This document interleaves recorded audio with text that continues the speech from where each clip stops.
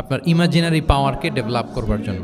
রাসূল ইসলাম একবার বললেন, আচ্ছা বলো তো, তোমরা একটু ভাবো তো, কল্পনার রাজ্যে হারিয়ে যাও, ভেবে দেখো তো, ধরো যে তোমার বাড়ির সামনে একটা ঝর্ণাধারা আছে বা একটা চমৎকার লেক আছে যেখানে স্বচ্ছ স্ফটিক পানি।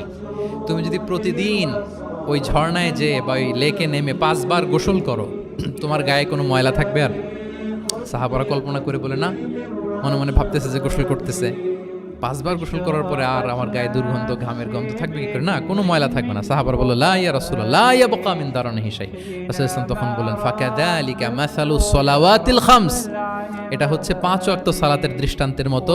ইয়ামহুল্লাহু বিহিন্নাল খাতায়া, কারো ঘরের সামনে যদি একটা স্বচ্ছ লেক থাকে, পানির ফোয়ারা, সে যদি 5 বার গোসল করে তার গায়ে যেমনি কোনো দুর্গন্ধ, ময়লা, আবর্জনা কিছু থাকে না, কেউ যখন 5 ওয়াক্ত সালাত আদায় করে তখন এই সালাতও তার সব গুনাহগুলোকে ধুয়ে মুছে এরকম পাক পবিত্র সাফ করে দেয়।